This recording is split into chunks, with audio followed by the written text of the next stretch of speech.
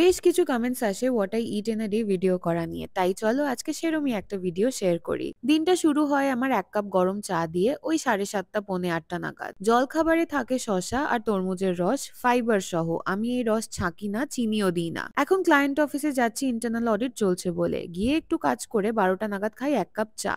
দুপুরে খাবার খাই কোনোদিন 2:30, কোনোদিন 4টে, ঠিক থাকে না। আজকাল এরম একটা স্টার ফ্রাইড সবজি নিয়ে যাই, ওই চিকেন বা চিংড়ির সাথে ব্রোকলি, গাজর, ক্যাপসিকাম ইত্যাদি দিয়ে।